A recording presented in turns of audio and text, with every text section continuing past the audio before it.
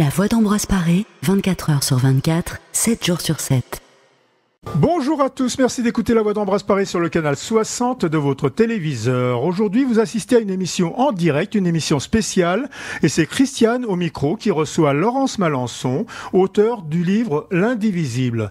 C'est un livre qui nous transporte dans le Paris de 1793, toute une histoire. Bonjour Laurence, bonjour Christiane. Bonjour et merci de nous accueillir. Merci d'accueillir. C'est avec un grand plaisir. Laurence Malençon, bienvenue. Nous accueillons aujourd'hui une femme de passion, et quand je mentionne passion, je dis passion au pluriel. Parce que la première, c'est déjà la passion de votre métier que vous faites au sein d'une société qui s'appelle Hopscotch, et vous accompagnez les entreprises dans leur démarche de transition. Ça, c'est déjà un sujet. Le deuxième sujet, c'est, on vient de parler du roman, c'est vous êtes tombé dans la marmite révolutionnaire, si je puis dire.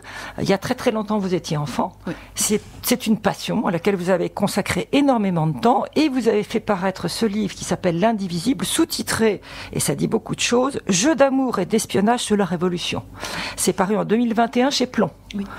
Et il y a une troisième passion quand même qu'il est bon d'évoquer, c'est vous êtes une sportive accomplie, vous nagez 3 fois par semaine à la piscine de Boulogne-Billancourt dans le cadre de l'ACBB Triathlon, et vous nous direz tout à l'heure à quel point c'est inspirant. Alors, la première chose que je voulais vous demander, c'est, il y a une petite anecdote vous concernant la célèbre boîte à livres organisée par la voix d'Ambroise Paré qui se trouve dans le hall. Alors, racontez-nous. Merci Christiane de cette introduction. En effet, j'habite près d'ici et je sais qu'il y a une boîte à livres ici à Ambroise Paré. Et quand j'ai sorti L'Indivisible, il y a quelques mois, j'ai été poser 2 exemplaires de L'Indivisible dans la boîte à livres, dédicacés aux patients et aux soignants d'Ambroise Paré, en espérant leur transmettre ma passion de la Révolution. Et comme je reviens régulièrement poser des livres dans cette merveilleuse boîte à livres, j'ai vu qu'il n'y était plus. Donc je sais qu'il y a au moins 2 personnes parmi vous qui ont lu L'Indivisible. Et qui donc ont la chance de vous entendre aujourd'hui. Première question, qu'est-ce que ça signifie accompagner les entreprises dans leur démarche de transition ? Alors je travaille dans une agence de communication, je m'occupe de ce qu'on appelle la stratégie de communication, et il se trouve que je suis plus particulièrement dédiée aux entreprises qui aujourd'hui se transforment pour adresser le défi climatique et le défi de passer sous la barre des 2 degrés et de réduire les émissions carbone. Et ça signifie beaucoup de choses. Parce qu'une entreprise, quand elle change, les problématiques auxquelles elle se trouve confrontée, c'est que si le changement n'est pas perçu, s'il n'est pas compris, si jamais à l'interne et à l'externe, les fournisseurs, les clients, les pouvoirs publics, les collectivités comme vous, ne comprennent pas où veut aller l'entreprise, l'entreprise n'arrive pas à tout simplement mettre en œuvre des plans de transformation. Or, les plans de transformation qu'on adresse aujourd'hui sont extrêmement ambitieux.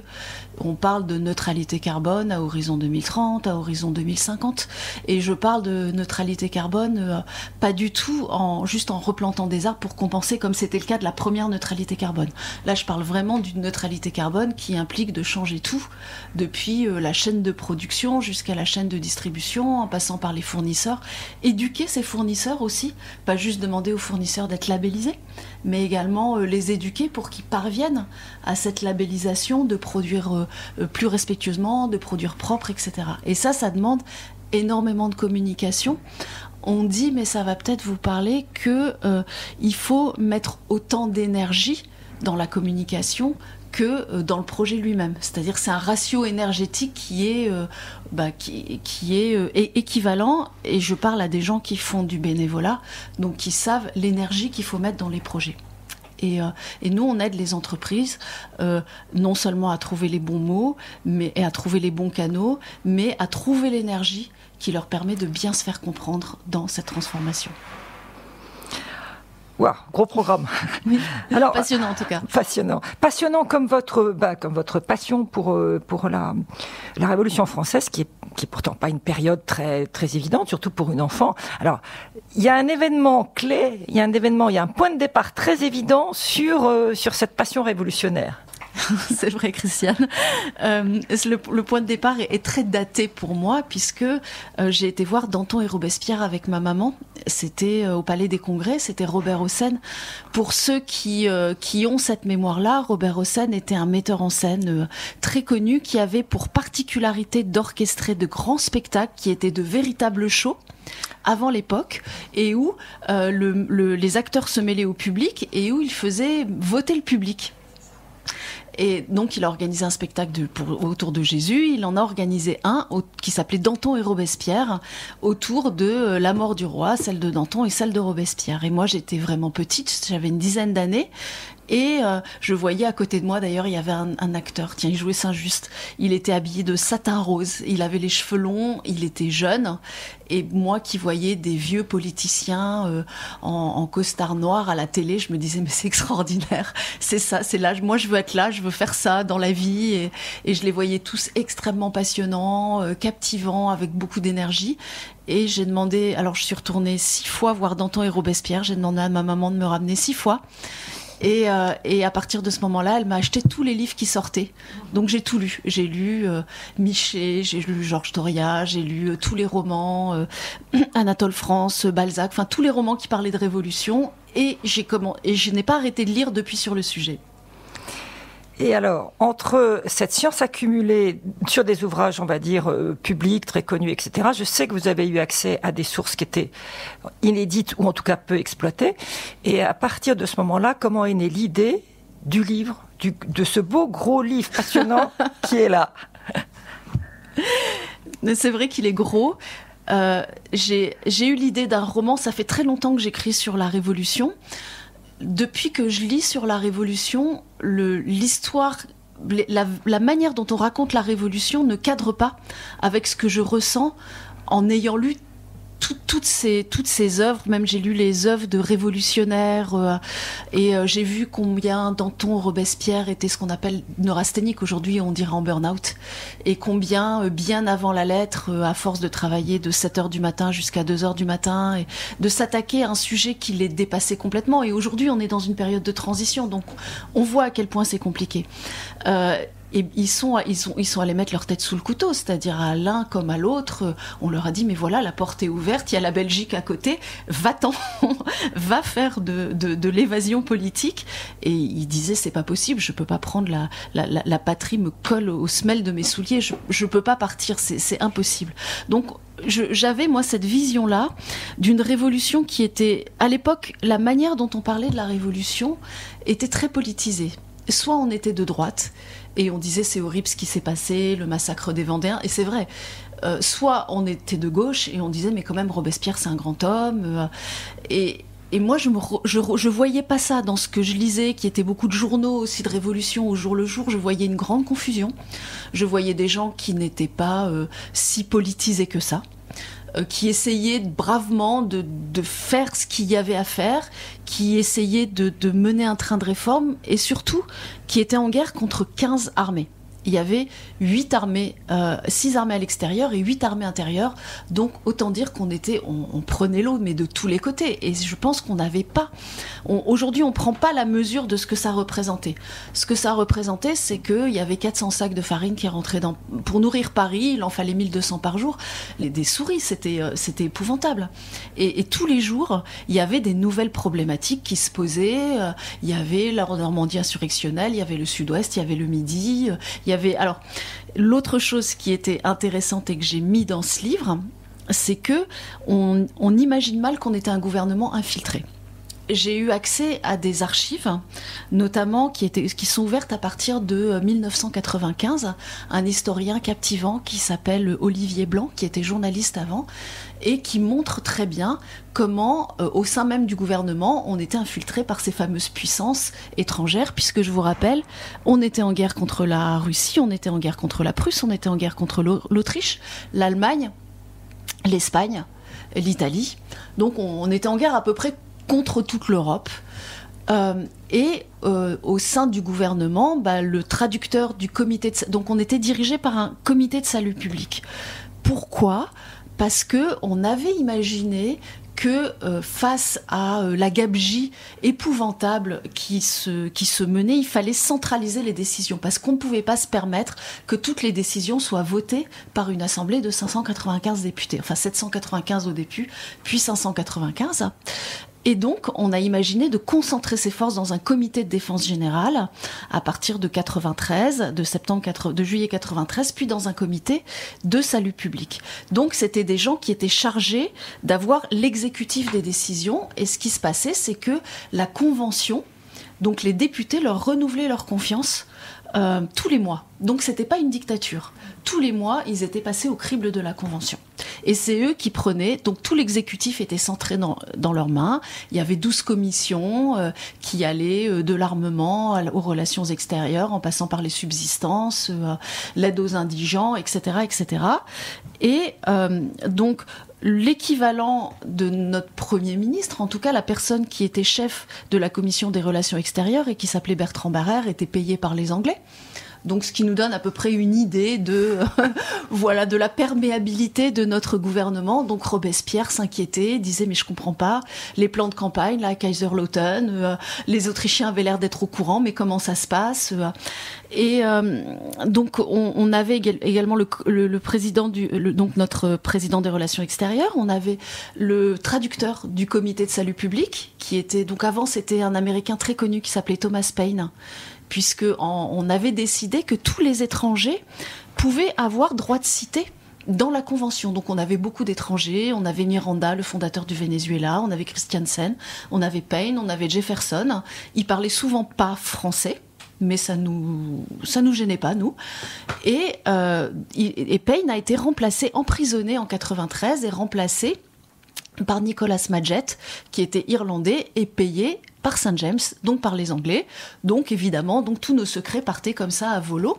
C'était une guerre d'opinion qui était une guerre assez intéressante, qui rappelle beaucoup les guerres qu'on avait nous.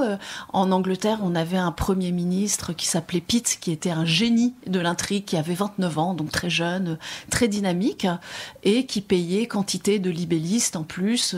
On avait 300 journaux à Paris. Donc on avait beaucoup de fake news. Et ça aussi, ça nous ramène à une époque très contemporaine. Et j'ai choisi d'angler mon livre L'Indivisible là-dessus. C'est pour ça que ça s'appelle Jeu d'amour et d'espionnage sur la Révolution, puisque c'est la vie au jour le jour de ce comité de salut public, quasiment, avec mon héros qui est jeune diplomate. Et on les voit au jour le jour s'affronter avec toutes ces problématiques. Et par contre, il y a une chose sur laquelle je voudrais insister, c'est que pour une fois, pas de guillotine, pas d'assemblée nationale avec des grands discours, c'est le backstage de la Révolution. C'est comme si on était dans les coulisses de la Révolution et qu'au jour le jour, on les voyait se débrouiller avec tout ça. Vous écoutez La Voix d'Ambroise Paré. Vous écoutez La Voix d'Ambroise Paré sur le canal 60 de votre téléviseur et c'est Christiane qui reçoit Laurence Malençon. Alors là, nous sommes dans le Paris de 1793. Alors c'est passionnant, je pense qu'on aurait pu faire 2 heures. Donc c'est à vous. Alors, avant de repartir dans la Révolution, ou à la Révolution, c'est quoi ce qu'on vient d'écouter ? Ce qu'on vient d'écouter, c'est quasiment la bande originale de mon livre, dans le sens où c'est la musique d'un film de Patrice Lecomte qui Confidence trop intime. Exactement, par un musicien exceptionnel, très discret, qui s'appelle Pascal Estève, mais que je vous conseille. Et il a fait preuve, toute sa bande originale est tellement mélancolique, elle est tellement sensible, elle est si crépusculaire et en même temps étrange que j'ai écrit L'Indivisible sur cette BO. Donc je voulais commencer avec elle. Voilà. Maintenant, revenons au roman, là, à celui qui va vous attraper et que vous n'allez pas lâcher. C'est que l'argument, l'histoire et le héros. Alors, il y a 2 héros.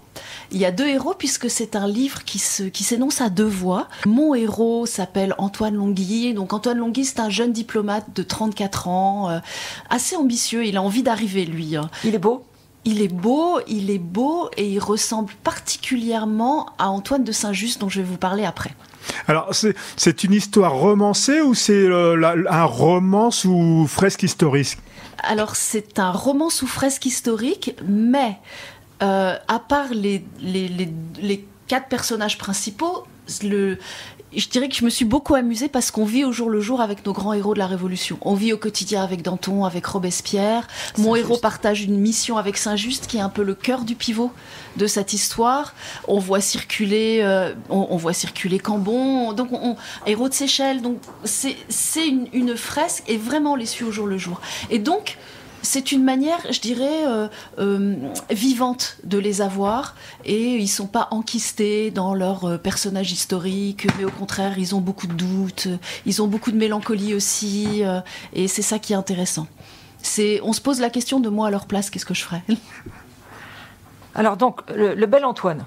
Alors le bel Antoine, donc Antoine est beau, il est ambitieux, il a envie d'arriver, il est employé à la commission des relations extérieures, c'est nos affaires étrangères, sous la direction de Bertrand Barrère, qui est un chef tout à fait compréhensible et aimable, dont il apprendra bien plus tard que peut-être il n'est pas aussi fiable qu'il pouvait s'y attendre, et tout irait pour le mieux dans le meilleur des mondes. Il est jacobin, plutôt convaincu, mais il se trouve qu'il est spécialiste des relations avec la Baltique. Et comment c'est arrivé ? C'est qu'il a été pendant longtemps secrétaire particulier d'un duc suédois qui s'appelle le duc du Calais, lequel duc est intrépide, était un ami proche de Axel de Fersen. Et il ne faut pas être ami d'Axel de Fersen en 1793 à Paris, puisqu'Axel de Fersen, c'est l'amant de Marie-Antoinette, qui a notamment orchestré la fuite de Varennes. Donc, qui approche Axel de Fersen est considéré comme suspect. Donc, ce duc est suspect, il est emprisonné, et il se trouve qu'il a une jeune fille qui s'appelle Diane. Cette jeune fille a été l'élève d'Antoine Longhi dans ses jeunes années, elle a à présent 20 ans. Et comme elle est considérée comme suspecte, eh bien, Antoine Longhi doit la cacher sous un faux nom, sous le nom de sa cousine. Elle s'appelle Jeanne Bourguignon, et il lui dit « Surtout, tu ne sors pas, c'est très dangereux. » Tu ne sors pas. Et bien entendu, elle va sortir, elle va faire des rencontres, et particulièrement une rencontre, celle d'un jeune homme qui est froid, toujours pressé, dont on imagine que c'est un représentant en mission, parce qu'il a un grand chapeau, et elle va nouer une relation particulière avec lui. Donc le livre trace à la fois le destin d'Antoine au jour le jour jusqu'à la chute de Robespierre, donc de septembre 93 à 94, et à la fois celui de Diane pendant cette période.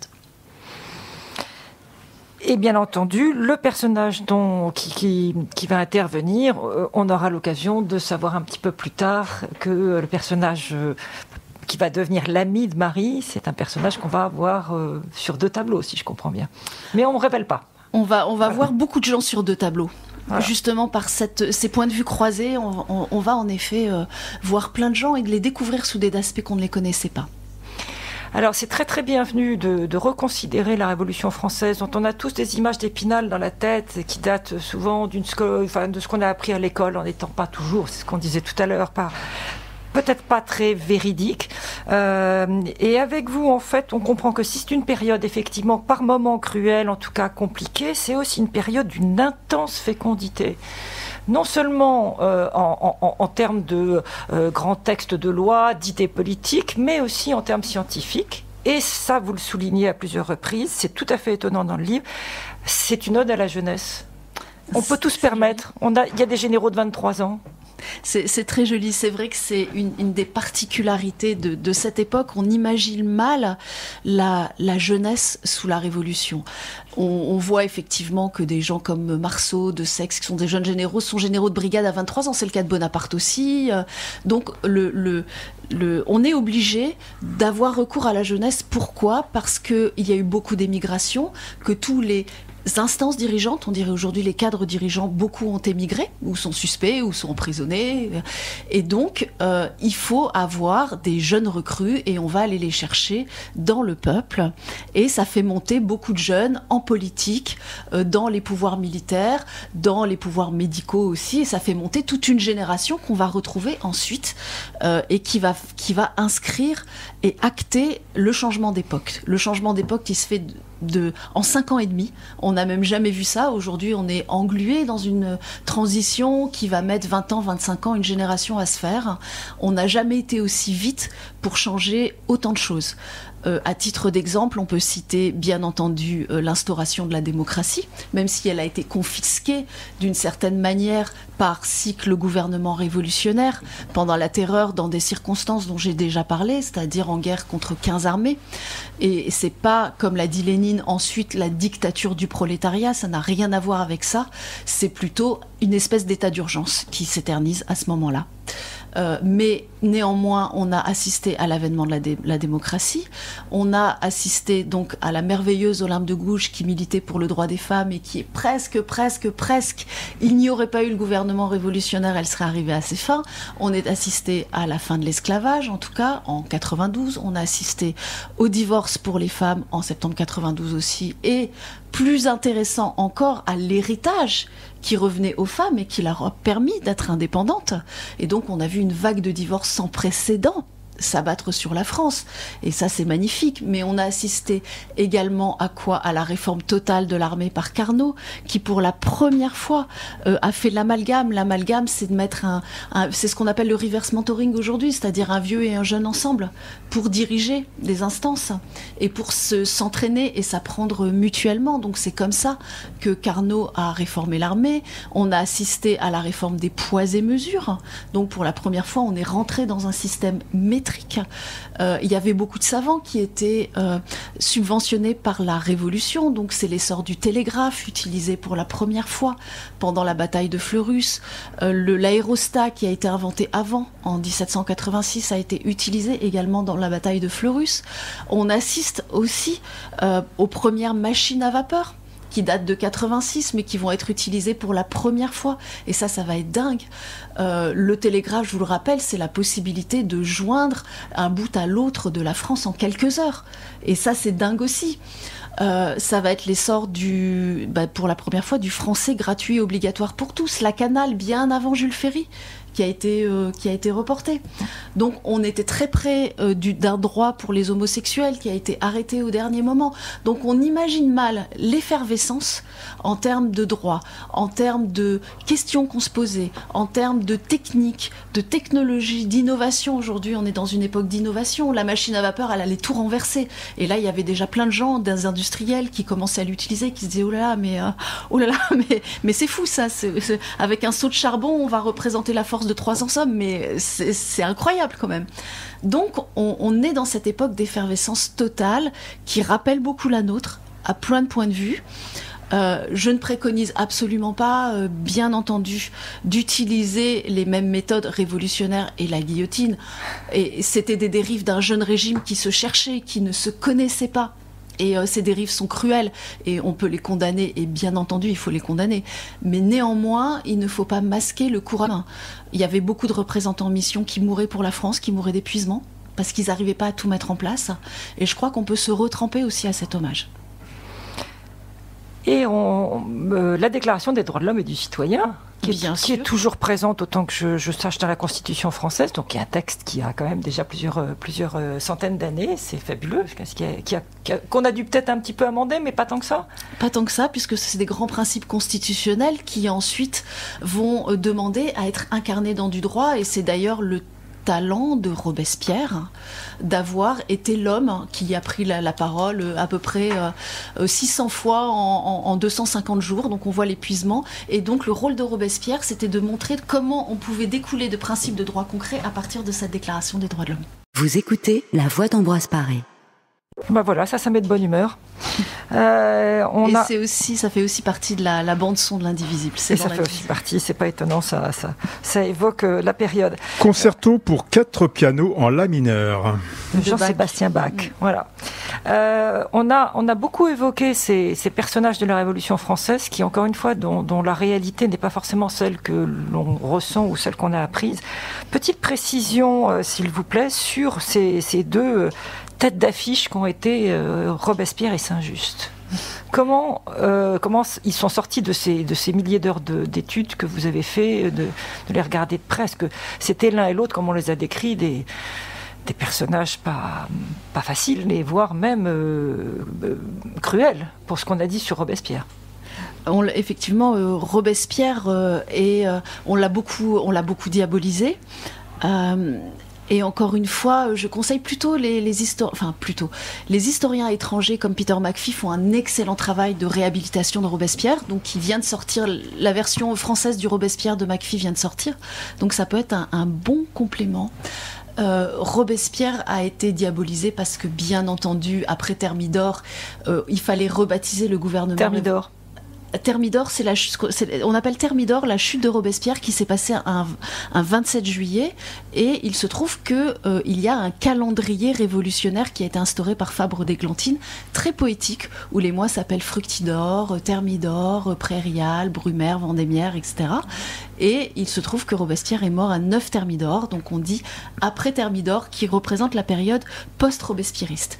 Donc il a fallu, bien sûr, dès cette époque-là, il a fallu montrer que le gouvernement révolutionnaire était un gouvernement horrible et que, justement, personne n'avait mis ses mains là-dedans et que tout, bien sûr, était de la faute de Robespierre.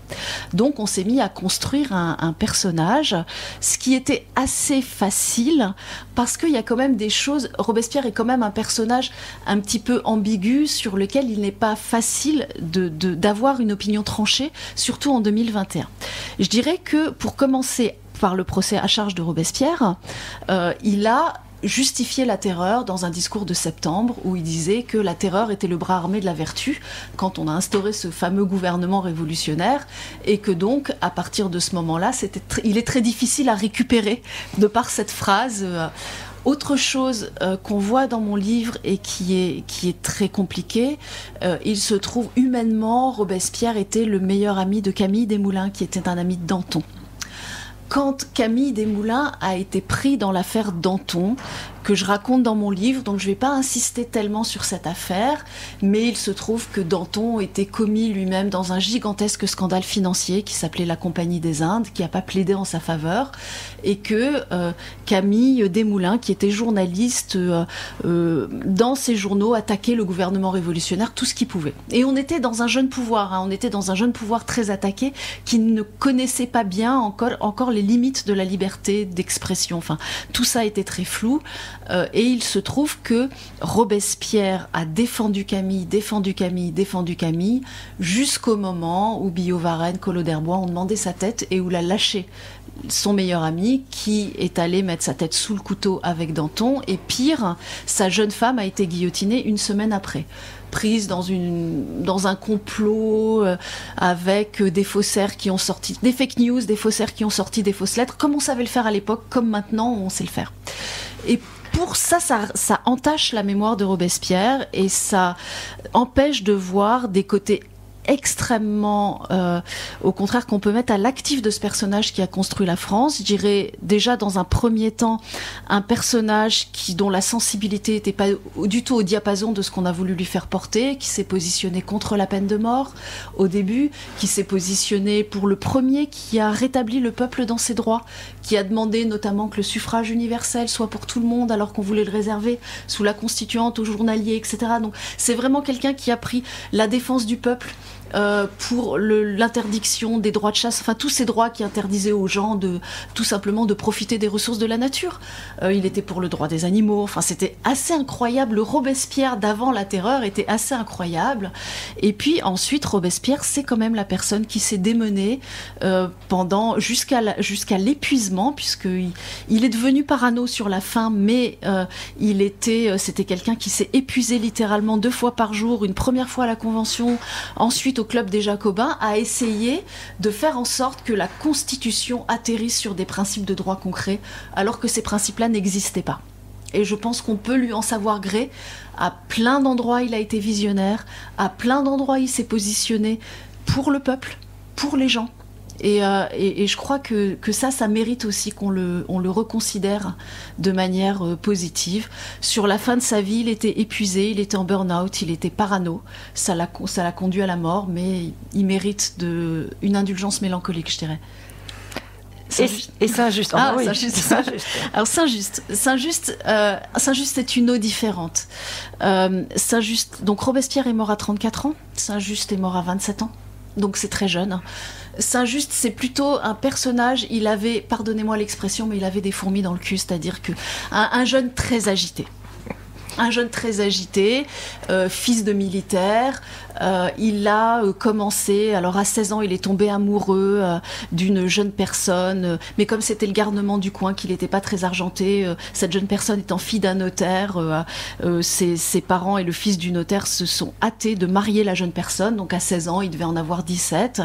Et ça l'a complètement désespéré, il est parti de chez lui en emportant des objets volés, ce qui lui a valu la Bastille, enfin pas la Bastille vraiment, mais l'emprisonnement dans une autre prison, Picpus, et où là il a écrit un poème paillard, donc lyrique, avec de la fesse, tout ce qu'on voulait, et ça a duré, c'était ses 20 ans, ça c'était les 20 ans de Saint-Just, donc on voit qu'il y avait de l'énergie à revendre, et puis après il est rentré chez lui, et chez lui il s'est mis donc à faire de la politique, à militer contre les seigneurs du coin, justement pour des histoires effectivement de droits seigneuriaux qui empêchaient les paysans de jouir de leurs biens. Il a été élu plus jeune député de la Convention, il avait 25 ans.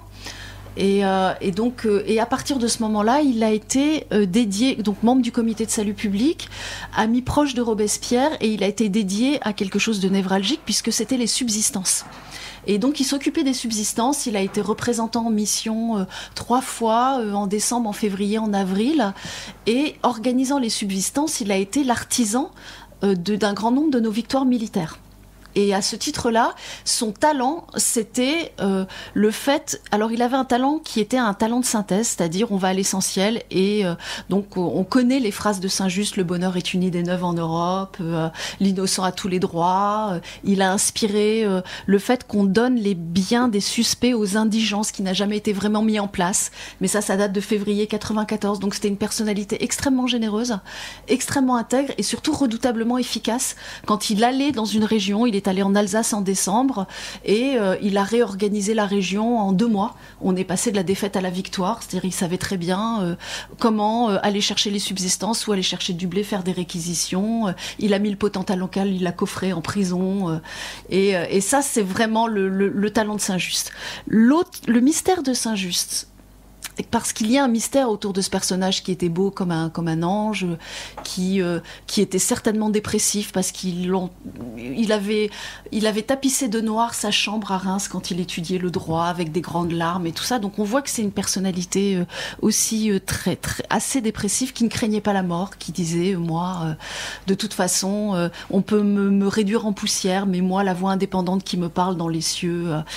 Le mystère de Saint-Just, c'est que c'est quelqu'un qui s'est laissé guillotiner avec Robespierre. Ce que personne lui demandait, en réalité. Donc, il est rentré en juin 94. La France a remporté une victoire éclatante qui a changé pour toujours le cours de la Révolution et de la République française, qui s'appelle la victoire de Fleurus. On a utilisé le télégraphe, on a utilisé l'aérostat. Saint-Just a été l'artisan de cette victoire. Il est allé en mission, il a poussé les généraux à attaquer tout de suite. Il est arrivé 3 jours après, on prenait Charleroi, 4 jours après Fleurus. Enfin, Saint-Just, quoi. Et il est rentré auréolé de cette gloire. Il a été chargé d'un rapport sur les comités et le pouvoir des comités, puisque on était à l'époque d'une grande terreur, on guillotinait énormément. Robespierre désapprouvait formellement cette grande terreur qui était orchestrée par le comité de sûreté générale, mais Robespierre était malade et dans son lit depuis 2 mois. Donc, il ne participait pas à cette terreur-là. Saint-Just revient, on le charge d'un rapport sur les comités, des dysfonctionnements des comités, pourquoi ça se passe comme ça, et pourquoi, etc.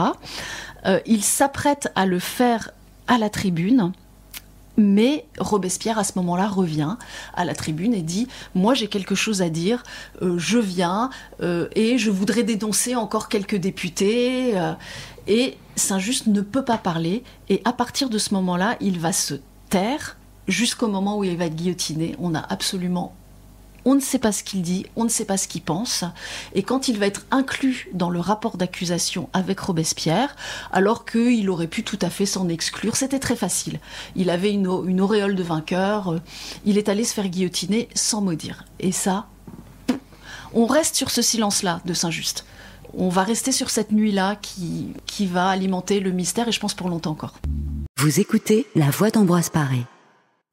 Alors, on a beaucoup parlé de Robespierre, on a parlé de Saint-Just, des personnages hors normes, et si on évoque le roman qui est en train de se construire, le 2e tome, c'est une suite, et pas tout à fait une suite, c'est une petite interruption, mais là aussi, il va y avoir des belles individualités, et on va ouvrir un autre chapitre de la Révolution française. Laurence, vous allez prendre un espèce de petit congé sabbatique pour l'écrire. J'imagine que la trame est déjà dans la tête.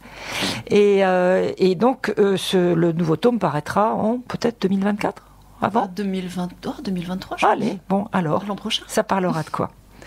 Le 2e tome, j'avais dans la tête, quand j'ai écrit déjà l'Indivisible, donc sur cette période du gouvernement révolutionnaire de 93, j'avais déjà dans la tête de pouvoir faire un roman après et un roman avant sur la Révolution américaine. Donc, ensuite, mon héros, Antoine Longhi, dans le roman d'après, va être toujours aux relations extérieures, il est toujours diplomate, on a toujours ce point de vue très international sur ce qui est en train de se passer. Napoléon pointe, c'est un général, puis un premier consul, puis etc. Mais il se passe quelque chose d'intéressant dans ce département des relations extérieures qui déménage rue du Bac. C'est que arrive un personnage qui a émigré aux États-Unis où il a fait agent immobilier pour gagner sa vie.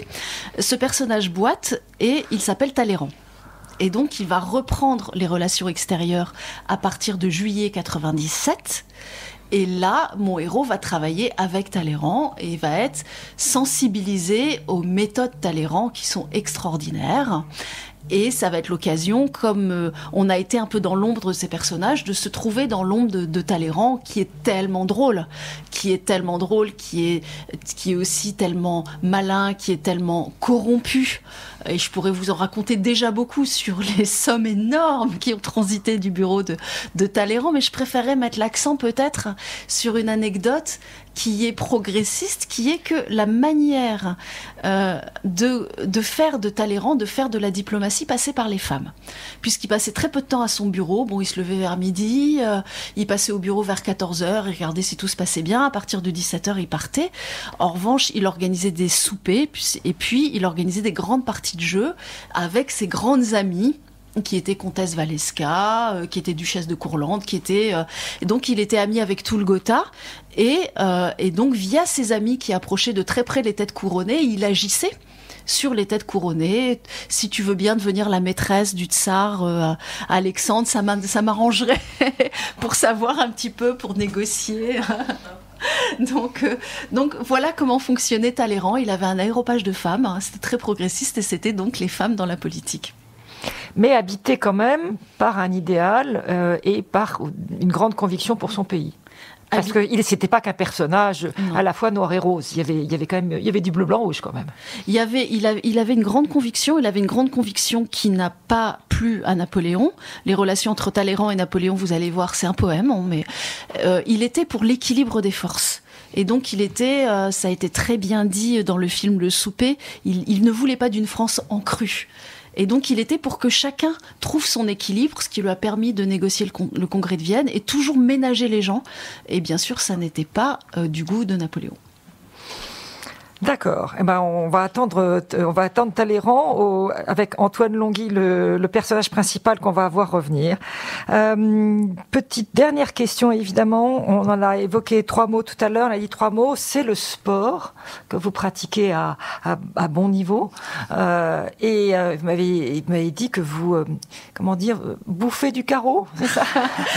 Ça veut dire aligner des longueurs. Mais c'est pas seulement pour le plaisir, ça aide aussi à l'inspiration.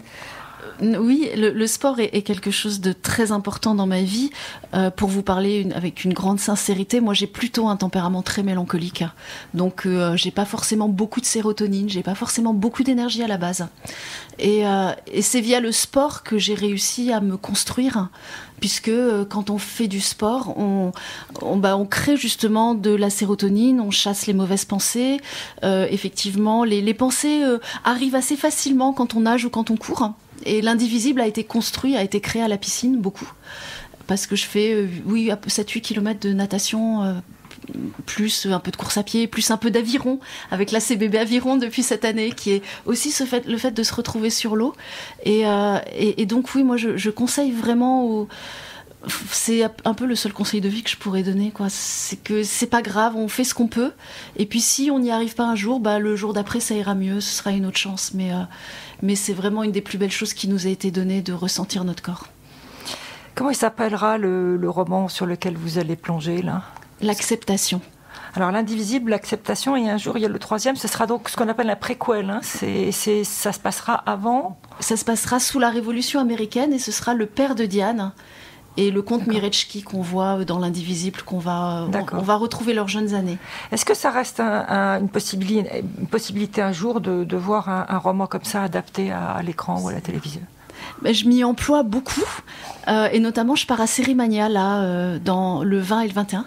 Pour pouvoir rencontrer des producteurs. C'est vrai. Et j'espère pouvoir vous apporter des bonnes nouvelles bientôt. Parce que ce serait une série formidable. Parce que alors ce serait certainement pas simple à produire parce que dès qu'on parle de costumes d'époque et de reconstitution, mais maintenant on fait des choses magnifiques avec le numérique, donc pourquoi pas. C'est vrai. Et puis tout se passe dans des bureaux. Il n'y a pas de scène de bataille. C'est vrai. Tout est très feutré. C'est le backstage. Quel serait l'acteur qui pourrait interpréter Robespierre, Saint-Just ou Antoine Longhi? On a des acteurs magnifiques en France. On a Louis Garrel, on a Pierre Ninet.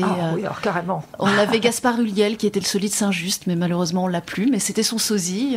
Mais on a Pio Marmaille, on a des acteurs splendides. Les acteurs français, les jeunes acteurs français sont extraordinaires. Vincent Lacoste. On peut. Et il ne devrait pas se priver d'avoir envie de faire ce genre de rôle quand même, parce que interpréter des grands personnages français, ça doit être très intéressant quand même pour des acteurs. Et surtout les réinventer. Là, on a une approche sensible des personnages. C'est-à-dire, on n'a pas une approche qui est figée dans une posture historique.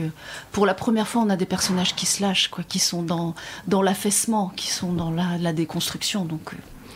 Et alors, cette période, et on va terminer là, cette période de la Révolution si forte par ces constructions et ces déconstructions, qu'est-ce qu'elle a de commun avec l'époque qui est la nôtre ? De quoi on peut tirer la leçon de tout ça ? On peut tirer alors d'abord, on peut tirer des leçons en termes de je dirais pour moi, pour les gens que je conseille, qui sont aux manettes des entreprises, il y a des leçons très concrètes à tirer. C'est-à-dire, il y a des bonnes idées. L'idée de l'amalgame dont je vous parlais, déjà, c'est des idées qui sont très bonnes. Il y a des leçons à tirer aussi, je pense, sur l'acceptabilité, on est en plein dedans, des réformes. Et à partir de quel moment c'est acceptable et à partir de quel moment ça ne l'est plus.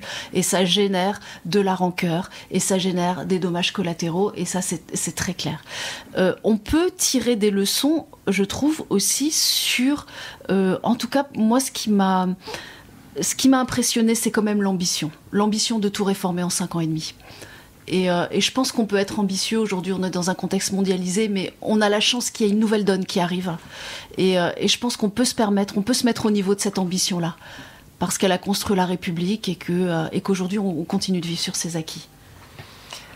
On va s'arrêter là et on va s'arrêter en beauté, si je puis dire, parce que vous allez entendre un extrait de Starmania et un petit rappel au passage. On a eu une nouvelle version de Starmania sur une mise en scène de Thomas Joly qui s'est donnée à guichet fermé ces derniers mois. Là, c'était novembre, décembre, janvier à la Scène musicale à Boulogne.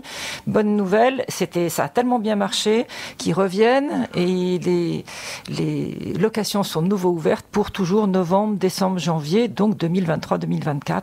Si Starmania, ça vous parle et à qui ça ne parle pas, n'hésitez pas, le spectacle est absolument magnifique. Vous écoutez La Voix d'Ambroise Paré.